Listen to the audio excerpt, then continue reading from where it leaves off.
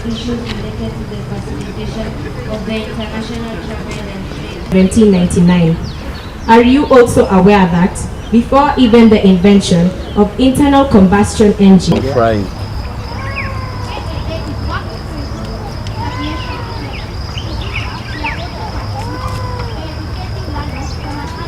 Angalia alafu nachukua. Halo? Nesa.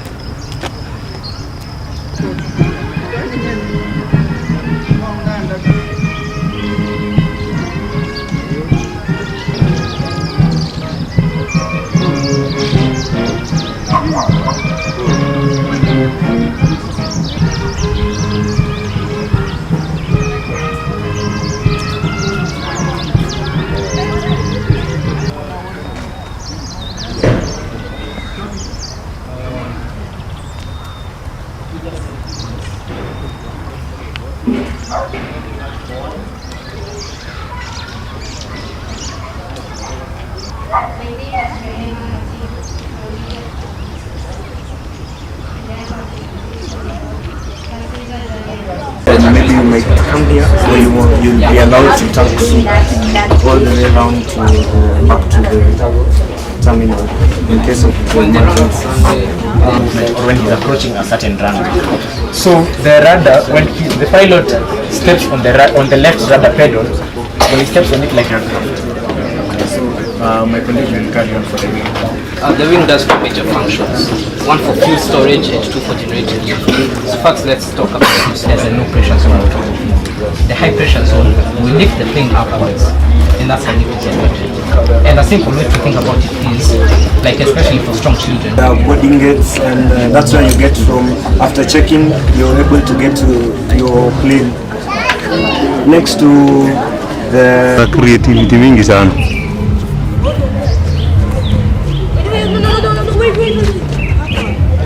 Off and land on water and also it was invented. We have another school here. It's anywhere, like everywhere in the world. Now, this is like to find a good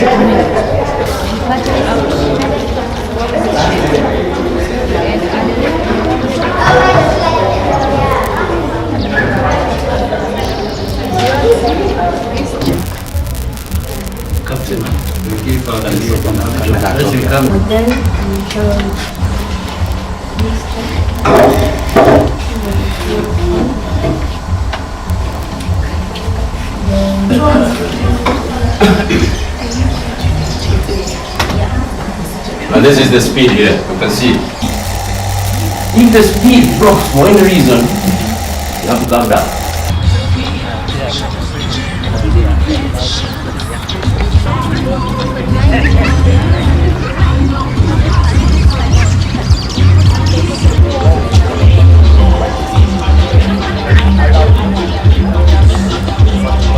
and there's also the island. So for, let me start with the elevator. For the elevator, if I look backwards, if you pulls it backwards, the elevator will basically move upwards.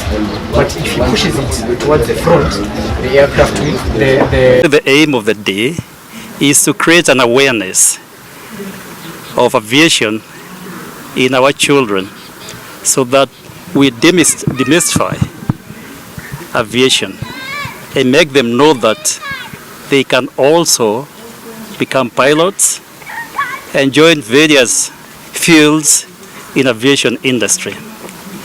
And today we are blessed with the presence of professionals who have been able to interact with our youth and enable them in understanding the various aspects of aviation.